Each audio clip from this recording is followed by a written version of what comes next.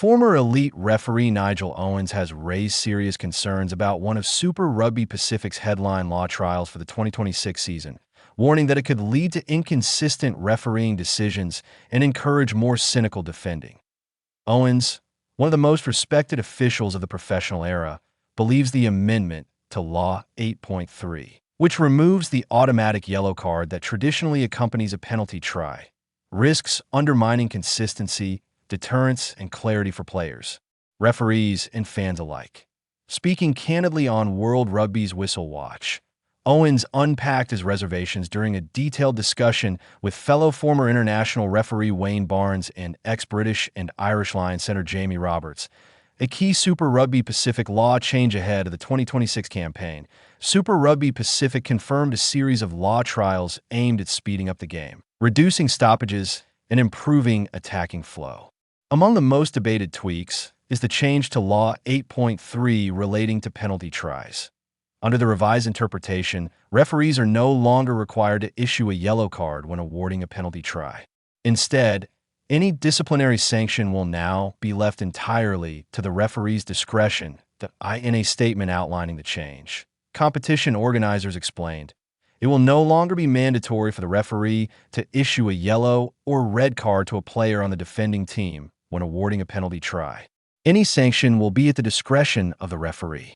While this adjustment is designed to remove what some consider a double punishment, conceding 7 points and losing a player, Owens believes it creates far more problems than it solves. The double whammy debate, the automatic yellow card accompanying a penalty try, has long divided opinion in rugby. Supporters argue it acts as a vital deterrent against cynical foul play, while critics believe it can be overly punitive, especially when foul play is accidental rather than deliberate. Owens acknowledged that Barnes has historically leaned toward the latter view. Wayne Barnes and I have always had a good debate about this, Owens said. Barnes had the same view on it as Super Rugby, that it shouldn't have to be a double whammy. But Owens remains unconvinced. I don't know, he continued. What they're doing here now is technically rewarding a negative act, encouraging cynical behavior. At the heart of Owens' concern is player psychology. He fears that removing the automatic yellow card will embolden defenders to take calculated risks when a try looks inevitable. Owens explained the scenario bluntly. A player will now decide, unless I go out there and deliberately knock this ball forward or deliberately collapse this maul, they're going to score anyway, he said. What's making them think twice at the moment is that we're going to be down to 14 men for 10 minutes as well. Under the new law trial, Owens argues that deterrent weakens significantly. If I don't deliberately knock this ball on or illegally take down the maul, they're probably going to score, he said. But now a player might think, I'll risk it. The referee may not give a penalty try, and even if he does, we'll still have 15 men on the field. From Owens' perspective, that risk-reward calculation shifts too far in favor of the defending team. Discretion equals inconsistency. Jamie Roberts pushed back slightly, pointing out that referees still retain the power to issue a yellow card if they deem the act cynical. But the ref can still give a yellow. It's up to the referee's discretion, right? Roberts asked. Owens agreed in principle, but highlighted the deeper issue. Yes, but then you're opening up the inconsistency, he replied. He painted a clear picture of the potential problem. You can have one maul going down where the referee gives a penalty try and a yellow card, and another identical maul going down where the referee gives just a penalty try. That's inconsistency. For Owens, rugby law should minimize gray areas wherever possible. As it is now, I think it's very consistent, he said. If you commit an act of foul play that prevents a probable try, you go to the bin. There's no inconsistency if they can identify the player. Why consistency matters, Owens' concern goes beyond theoretical debate. In elite rugby, consistency is fundamental to player behavior, referee credibility, and public trust. Players adapt quickly to what laws reward or punish. If similar offenses produce different outcomes week to week or referee to referee, frustration builds. Defenders may feel hard done by one official and emboldened by another. Attackers may feel justice depends more on interpretation than action. Fans, meanwhile, are left confused about what the law actually intends. Owens believes the current framework, while sometimes harsh, at least provides certainty.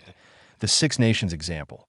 When discretion makes sense despite his skepticism, Owens was careful to acknowledge that the law trial does address a genuine issue, particularly when foul play is accidental rather than cynical.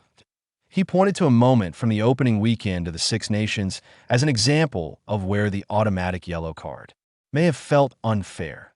During Wales' clash with England at Twickenham, replacement forward Taine Plumtree made a high tackle on England back rower Henry Pollock as Pollock attempted to score. The contact caused a knock-on in goal, and referee Pierre Brousset awarded a penalty try and issued Plumtree a yellow card. Owens felt sympathy for the Welshman. I can also see a valid point for this trial in one sense. With the tackle at Twickenham with Plumtree, he said, "You're looking at that and going, oh, that's unlucky." Under the Super Rugby trial, Owens believes Plumtree would likely avoid a yellow card. So now with this trial, you wouldn't yellow card that guy because you're going, that's not cynical, that's unlucky. He explained that accidental versus cynical foul play. This distinction, intent versus outcome, is where the debate becomes most nuanced. Owens accepts that not all foul play that prevents a try is equal. A mistimed tackle or marginal technical error is fundamentally different from deliberately collapsing a maul or slapping the ball down. That's where I can see the value in trying this, he said. Plumtree was unlucky. Roberts, however, raised a crucial counterpoint. But you think it's unlucky? Would another referee think differently? He asked. Owens was confident that, in this particular case, most referees would agree. I don't think so, he replied. Not with the Plumtree one. I think the general consensus would be that it was unlucky.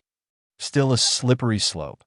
Even so, Owens acknowledged that the law trial inevitably introduces subjectivity. What you'll have here now is that Plumtree won't be yellow carded under this trial, he said. But then if the referee feels that a player deliberately took that maul down, you can still yellow card it. That opens up a little bit more inconsistency in the decision-making, but I can see the point of it. This, ultimately, is the tension at the heart of the debate.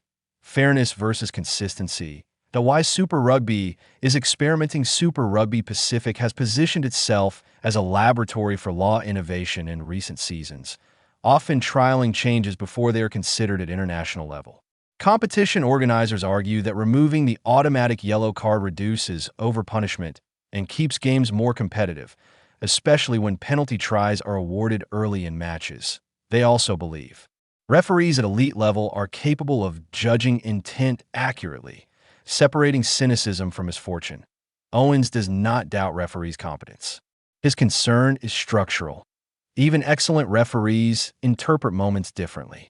Under pressure, context matters, angles differ, and standards shift subtly. What happens next? The 2026 Super Rugby Pacific season will effectively serve as a live experiment. Coaches, players, and officials will adapt quickly, and trend will become apparent. If Owens' fears are realized, viewers may see more collapsed mauls close to the line, more deliberate knock-ons, greater variation in sanctioning across matches. If Super Rugby's optimism proves correct, the law may reduce frustration over double punishment, improve perceived fairness, keep more players on the field either way. The trial will be closely scrutinized by World Rugby, referees panels, and lawmakers worldwide. Yet on this issue, his verdict remains cautious. For Owens, deterrence matters. So does consistency. And while discretion sounds appealing, it often brings unintended consequences. As Super Rugby Pacific kicks off its 2026 season, one thing is certain. Law 8.3 will be under the microscope, and Nigel Owens' warning will echo every time a referee points under the post without reaching for a yellow card.